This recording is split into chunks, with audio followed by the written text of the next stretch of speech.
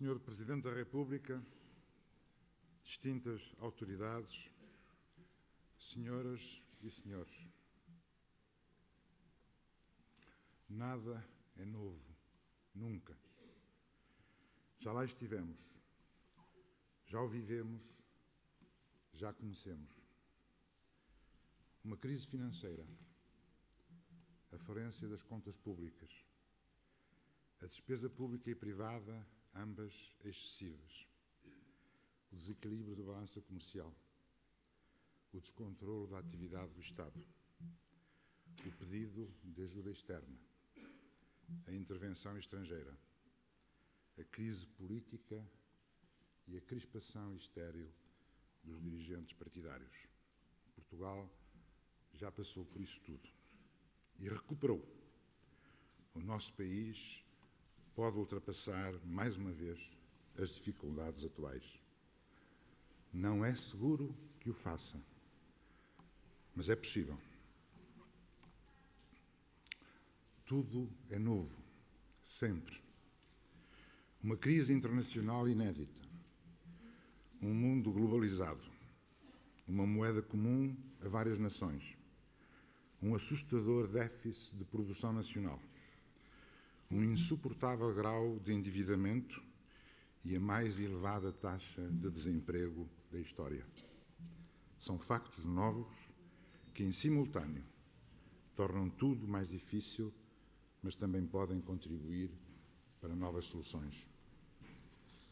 Não é certo que o novo enquadramento internacional ajude a resolver as nossas insuficiências, mas é possível.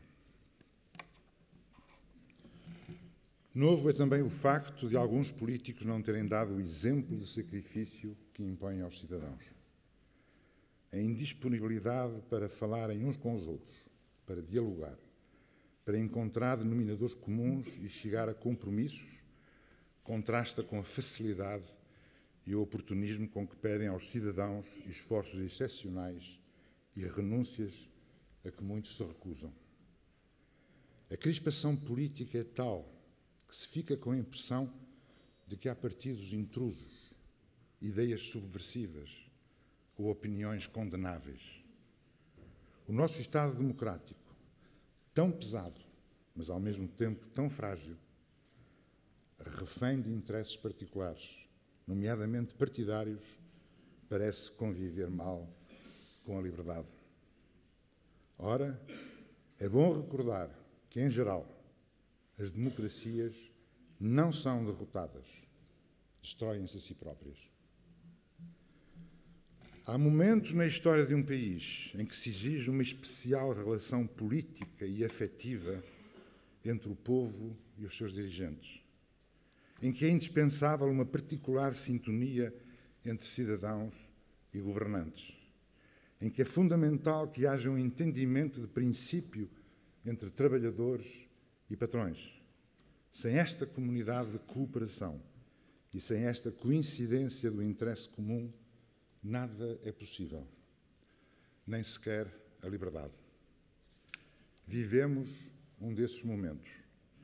Tudo deve ser feito para que estas condições de sobrevivência, porque é disso que se trata, estejam ao nosso alcance. Sem encenação vazia, os políticos têm de falar uns com os outros, como alguns já não o fazem há muito. Os políticos devem respeitar os empresários e os trabalhadores, o que muitos parecem ter esquecido há algum tempo. Os políticos devem exprimir-se com verdade, princípio moral fundador da liberdade, o que infelizmente tem sido pouco habitual. Os políticos devem dar provas de honestidade e de cordialidade, condições para uma sociedade decente. Vivemos os resultados de uma grave crise internacional, sem dúvida. O nosso povo sofre o que outros povos, quase todos, sofrem, com a agravante de uma crise política e institucional europeia que fere mais os países mais frágeis, como o nosso. Sentimos também, indiscutivelmente, os efeitos de longos anos de vida despreocupada e ilusória.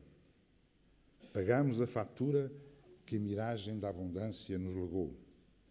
Amargamos as sequelas de erros antigos que tornaram a economia portuguesa pouco competitiva e escassamente inovadora. Mas também sofremos as consequências da imprevidência das autoridades. Eis porque o apuramento de responsabilidades é indispensável a fim de evitar novos erros. Ao longo dos últimos meses, vivemos acontecimentos extraordinários que deixaram na população marcas de ansiedade. Uma sucessão de factos e decisões criou uma vaga de perplexidade. Há poucos dias, o povo falou. Fez a sua parte. Aos políticos cabe agora fazer a sua. Compete-lhes interpretar e não aproveitar. Exige-se-lhes que interpretem não só a expressão eleitoral do nosso povo, mas também e, sobretudo, os seus sentimentos e as suas aspirações. Pede-se-lhe que sejam capazes, como não o foram até agora, de dialogar, discutir entre si e informar a população com verdade. Compete-lhes esclarecer objetivos, firmar um pacto com a sociedade, estimular o reconhecimento dos cidadãos nos seus dirigentes e orientar as energias necessárias à recuperação económica e à saúde financeira. Espera-se deles que saibam traduzir em razões públicas e conhecidas os objetivos das suas políticas.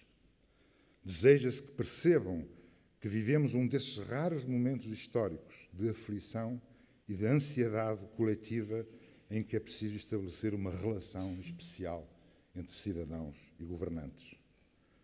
Os portugueses, idosos e jovens, homens e mulheres, ricos e pobres, merecem ser tratados como cidadãos livres, não apenas como contribuintes inesgotáveis ou eleitores resignados.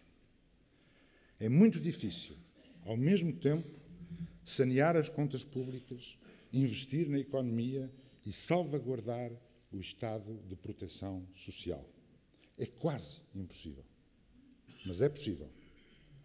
É muito difícil, em momentos de penúria, acudir à prioridade nacional, a reorganização da justiça, e fazer com que os juízes julguem prontamente, com independência, mas em obediência ao povo soberano e no respeito pelos cidadãos.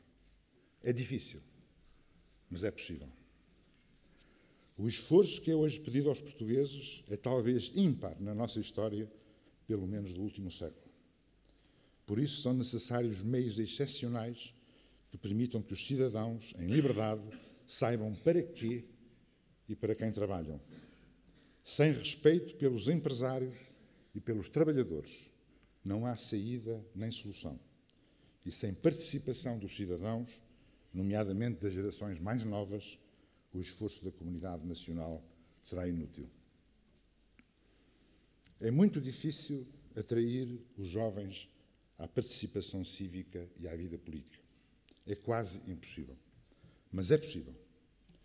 Se os mais velhos perceberem que de nada serve intoxicar a juventude com as cartilhas habituais, nem acreditar que a escola a mudará, nem ainda pensar que uma imaginária reforma de mentalidades se encarregará disso.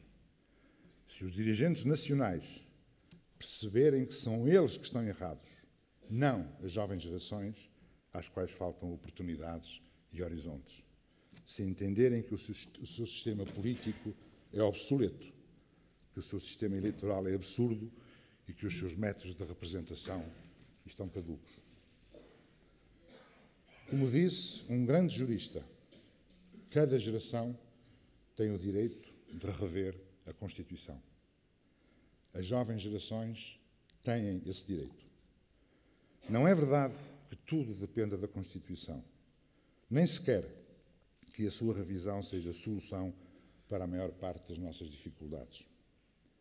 Mas a adequação à sociedade presente desta Constituição anacrónica, barroca, e excessivamente programática afigura-se indispensável.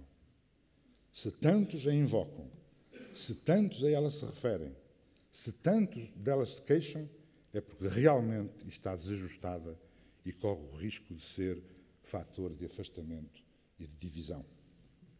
Ou então é letra morta, triste consolação. Uma nova Constituição ou uma Constituição renovada implica um novo sistema eleitoral, com o qual se estabeleçam condições de confiança e de lealdade, hoje pouco frequentes na nossa vida política. Uma nova Constituição implica um reexame das relações entre os grandes órgãos de soberania, atualmente de muito confusa configuração. Uma Constituição renovada permitirá pôr termo à permanente ameaça de governos minoritários e de parlamentos instáveis. Uma Constituição renovada será ainda, finalmente, o ponto de partida para uma profunda reforma da justiça portuguesa, que é atualmente uma das fontes de perigos maiores. A liberdade necessita de justiça, tanto quanto de eleições. Pobre país, moreno e imigrante, poderás sair desta crise se souberes exigir dos teus dirigentes que falem verdade ao povo, não escondam os factos e a realidade e cumpram a sua palavra. País europeu e antiquíssimo, serás capaz de te organizar para o futuro se trabalhares e fizeres sacrifícios, mas só se exigires que os teus dirigentes políticos, sociais e económicos façam o mesmo. Trabalhem para o bem comum, falem uns com os outros, se entendam sobre o essencial e não tenham sempre à cabeça das prioridades os seus adeptos. País perene e errante, que viveste na Europa e fora dela, mas que à Europa regressaste. Tens de te preparar para viver com metas difíceis de alcançar, apesar de assinadas pelo Estado e por 3 partidos. Mas tens de evitar que a isso te obrigue um governo de fora. País do Sol e do Sul, tens de aprender a trabalhar melhor e a pensar mais nos teus filhos. País desigual e contraditório, tens diante de ti a mais difícil de todas as tarefas, a de conciliar a eficiência com a equidade, sem o que perderás a tua humanidade. Tarefa difícil, mas possível.